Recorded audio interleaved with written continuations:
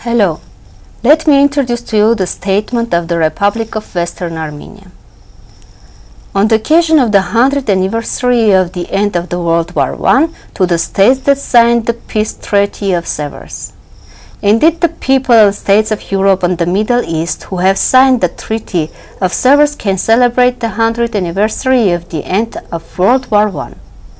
After all, this global catastrophe destroyed millions of lives and ruined many settlements in Europe and the Middle East, all at the cost of 1.5 million Armenians' lives and the destruction of both Western Armenia and Cilicia.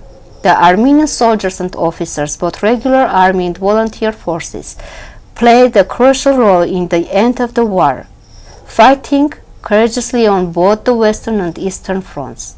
It is a fact that festive mood of the 100th anniversary of this remarkable event is making the ongoing problem of new crimes, armed conflicts and humanity chaos in the Middle East.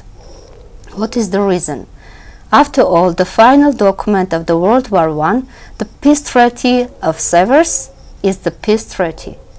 The agreement guarantees a lasting peace in the region. Why has not that happened? It must not be forgotten that still 100 years after the end of the war, one important point of the agreement has not been implemented, including the Treaty of Sevres, peace and the arbitral award of 2080 President of the USA, Woodrow Wilson.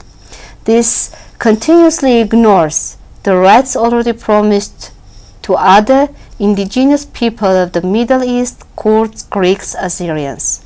Because of the great mistake made of keeping hostage countries of the generations in the host state, conflicts, confrontation, war, and chaos has broken out regularly during each generation, such as in the Balkans, the Middle East, and the Caucasus.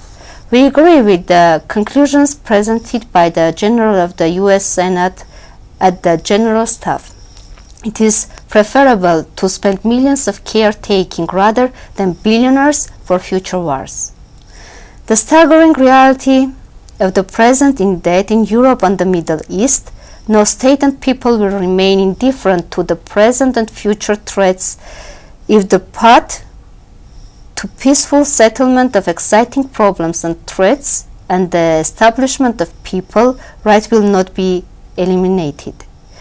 To establish lasting peace and real cooperation between people and states in the Middle East, we must finally implement and put into action all the decisions that were made in 1920 by Paris Convention, including the rights of the Armenian people.